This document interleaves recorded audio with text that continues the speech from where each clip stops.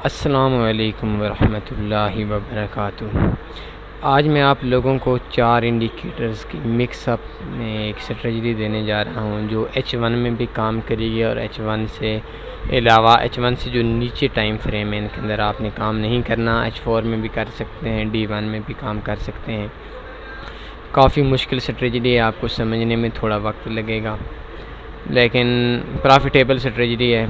Easy strategy तो मैं हर रोज़ आप लोगों के सामने शेयर करता हूँ। चलो आज एक थोड़ी सी मुश्किल स्ट्रेटजी आप लोगों को मैं बता देता हूँ, लेकिन है प्रॉफिटेबल। इसमें 4 इंडिकेटर्स होते हैं। 4 इंडिकेटर्स का मिक्सअप जब बनता है, जब चारों के 4 इंडिकेटर्स बन जाते हैं, उनकी जो एक तरतीब है उसके बाद ये प्रॉफिटेबल स्ट्रेटजी बनती है। तो देखते हैं।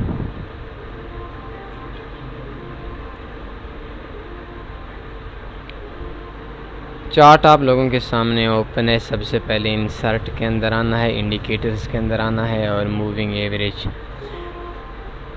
एक मूविंग एवरेज आपने सेट करनी है, जो इसका पीरियड है वो 50 का। दोबारा फिर आना है, मूविंग एवरेज पे आना है और इसका अब आपने रख देना है 25 का। कलर लाजमी चेंज कर देना है। और तीसरा जो इंडिकेटर है वो हमने ट्रेंड के अंदर एक बार फिर आ जाना है और 10 का पीरियड हमने मूविंग एवरेज का सेलेक्ट कर देना है। इसका कलर थोड़ा और चेंज कर देते हैं। ये तीनों मूविंग एवरेज हो गई। इसके बाद आपने एक इंडिकेटर है पैराबोलिक SAR, इसको आपने जो इसकी रियल सेटिंग है उसमें काम करना है। H1 ओपन है, H4 में भी काम कर सकते हैं, D1 में भी काम कर सकते हैं। इसमें हैं तो काफ़ी चीज़ें, लेकिन मैं आप लोगों को आसान वे से समझाऊंगा, कोशिश करूंगा कि समझ आएगी। अगर मैं आपको बता दूं कि 25 वाली ने क्रॉस करना है 50 वाले को, 10 वाली ने क्रॉस करना है 25 को, तो शायद आप लोगों को समझने में थोड़ी सी मुश्किल आएगी। तो मैं इतना आपको सिंपल वे बता देता हूँ कि आपने उस टाइम ट्रेड लगानी है जिस टाइम सारी मूविंग एवरेज एक दूसरे को क्रॉस कर रही हूँ। फॉर एग्ज़ाम्पल ये देखें, ये मूविंग एवरेज जो हमारी 50 वाली मूविंग एवरेज है, इसने इस जगह से क्रॉस किया और ये जो पॉइंट था, इन तीनों पॉइंट पे ये पॉइंट सब जो मूविंग एवरेज हैं इन्होंने क्रॉस कर लिया इस पॉइंट पे। ये जैसी कैंडल शुरू हुई, ये मैंने निशान लगा लिया। इसके बाद ये जो दूसरा इंडिकेटर है पैराबोलिक SAR, इसका भी नीचे, अगर हम बाई की ट्रेड लगा रहे हैं तो इसका भी नीचे से ऊपर, ये जो नुक्ते नुक्ते निशान है इनका भी नीचे से ऊपर जाना ज़रूरी है। तो इस जगह पे, बल्कि इस जगह से भी थोड़ा सा ये काम पहले हो जाना चाहिए था। इस जगह पे इन्होंने क्रॉस किया। इस क्रॉस करने के बाद हमने देखा कि ये जो पैराबोलिक इंडिकेटर है, ये इसके जो निशान है, ये इंडिकेटर सिग्नल दे रहा है कि मार्केट ने ऊपर से नीचे आना है, तो हमने ट्रेड नहीं लगानी। लेकिन जैसे ही इस इंडिकेटर ने नीचे से ऊपर का सिग्नल दे दिया तो उसके बाद एक और क्रॉसिंग हुई। इस क्रॉसिंग में भी हम काम कर सकते थे, लेकिन इस क्रॉसिंग से पहले भी जो हमारी ट्रेड बनती थी वो इस पॉइंट पे इधर बनती थी।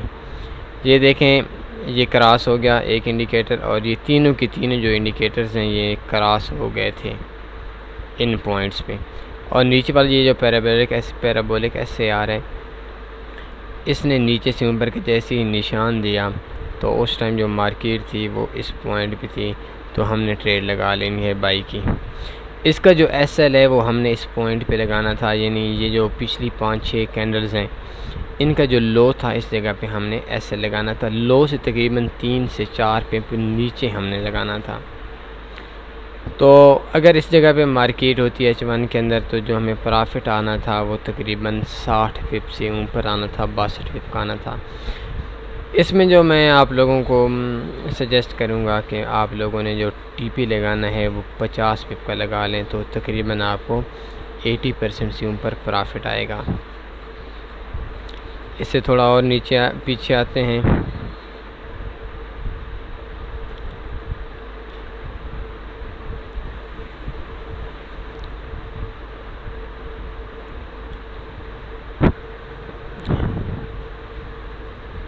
ये देखें, इस जगह पे सब ने क्रॉस किया एक दूसरे को, इस पॉइंट पे, इस पॉइंट पे एक कैंडल जैसी ख़त्म हुई। लेकिन आप देख सकते हैं कि इसके बाद ये जो इंडिकेटर है नीचे वाला, SAR वाला, पैराबोलिक वाला, ये नीचे से ऊपर चला गया। हालांकि अगर ये ऊपर से नीचे क्रॉस ओवर कर रही थी तो इस जगह पे हमने सेल लगानी थी। लेकिन बैड लक, ये जो नीचे वाला है, इस पॉइंट पे हमारी ट्रेड नहीं बनती थी, हमने नहीं लगानी, आपने नहीं लगानी। ये देखें, इस जगह पे इस इधर से ये क्रॉस हुआ और इससे जो नेक्स्ट कैंडल है इस जगह पे अगर आप लगा भी देते तो कोई मसला नहीं था। इसमें जो प्रॉफिट आना 16 था, लेकिन 16 पिप का प्रॉफिट आना था, लेकिन ये ट्रेड आपने नहीं लगानी। इस जगह पे जो बाई का था ना, वो नहीं लगाना था, क्योंकि ये नीचे आप देख सकते हैं, ये जो नीचे वाले पैराबोलिक इंडिकेटर है, इसने हमें बाई का सिग्नल दे दिया था। और ये ऊपर से ये जो क्रॉस हो रहा था, इनका निशान का मतलब ये था कि मार्केट ने सेल पे आना है। तो इससे थोड़ा और पीछे आते हैं, इधर देखें, इस जगह पे क्रॉस हुआ, जो इंडिकेटर्स वगैरह हुआ, पहले इस जगह पे क्रॉस हुआ, इस जगह पे क्रॉस हुआ और इस जगह पे भी फिर नीचे क्रॉस हुआ।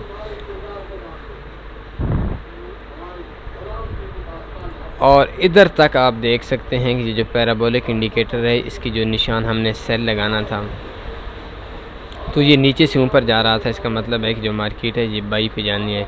तो इस पॉइंट पे ये पहले नुक्ता था, इस नुक्ते पे मार्केट ने जो आइडिया दिया कि अभी जो मार्केट है इसने सेल पे आना है, तो इस जगह पे हमने ट्रेड लगानी थी।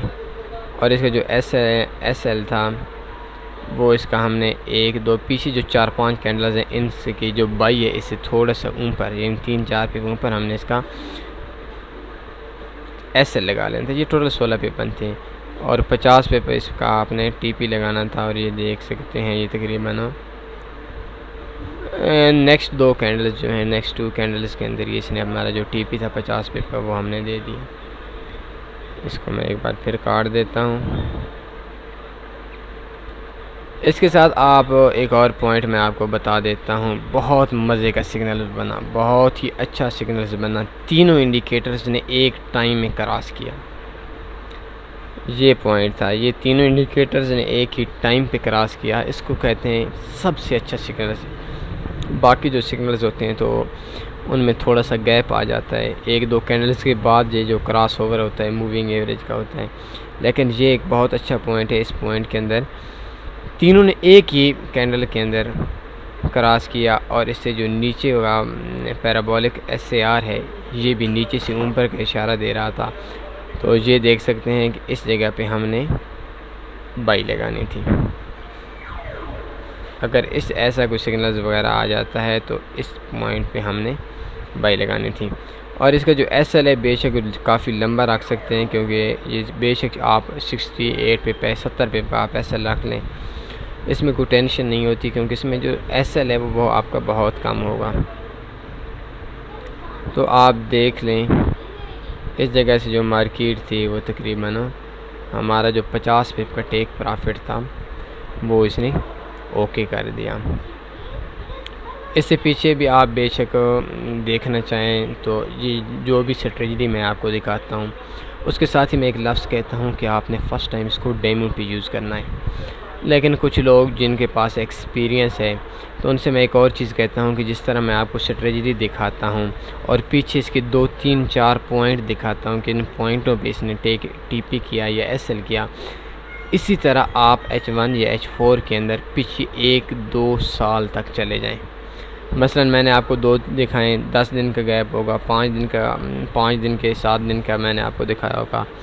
तो इसमें आप कापी पेंसिल हाथ में रखें, डेट रखें, डेट लिखने के बाद आप लास्ट 360 डेज़ का रिज़ल्ट देखें, जहाँ जहाँ सिग्नल बनता है, क्या इसने टेक प्रॉफिट किया, क्या कहाँ इसने SL किया। तो इसमें अगर आपका 80% 90% बन जाता है तो इसमें आपको आप बेशक इसमें आप ट्रेड कर सकते हैं। इसके बाद आप डेमो पे करें। इन जो भी आप ट्रेड करते हैं इसके बारे में आपको एक इन्फॉर्मेशन होनी चाहिए, आपको पता होना चाहिए कि ये कितने परसेंट प्रॉफिट देता है, कितने परसेंट एसएल करता है। तो आप बेशक इसको इस तरह पीछे चलते जाएं, जिन जिन पॉइंट्स पे ये सिग्नल्स, ये जो मैंने आपको 4 इंडिकेटर्स मिक्सअप दिए, इनके जो सिग्नल्स बनता है, तो आप काफ़ी टाइम पीछे चले जाएं। पीछे जाने के बाद आपको आइडिया हो जाएगा। फिर इसको तकरीबन 1 महीने के लिए आप डेमो अकाउंट पे चेक करें। डेमो अकाउंट के चेक करने के बाद फिर आप छोटी सी ट्रेड के साथ रियल अकाउंट पे काम करें। अगर आपके पास बड़ा अकाउंट है तो कम से कम करें, 0.01 करें 1 महीने के लिए, 15 दिन के लिए। जब आपका एक्सपीरियंस हो जाए तो फिर तो बेहतर है, फिर आपकी अपनी मर्ज़ी, जितनी आप ट्रेड लगाते हैं वो आप कर लें। तो आपको समझ आ गई होगी 3 मूविंग एवरेज हैं और 1 पैराबोलिक SAR है। इनका मिक्स अप जिस टाइम ये 4 सिग्नल्स बाई का इशारा करेंगे या सेल का इशारा करेंगे, जैसे कि मैंने आप लोगों को बता दिया, तो आपने ट्रेड लगा लेनी है। मेरी वेबसाइट को आप विज़िट कर सकते हैं, काफ़ी अच्छी चीज़ें फ्री खाते में मिल जाएंगी आपको। ट्विटर पे मुझे फॉलो कर सकते हैं, यूट्यूब पे मुझे सब्सक्राइब कर सकते हैं, फेसबुक पे। आपको अगर कोई भी प्रॉब्लम हो तो आप मुझसे कांटेक्ट कर सकते हैं। आपको ये वीडियो कैसी लगी, इस वीडियो के हवाले से अपने कमेंट्स में आप अपने राय का इज़हार कीजिएगा, और मेल भी आप कर सकते हैं। अपना ख्याल रखिएगा। अल्लाह हाफ़िज़।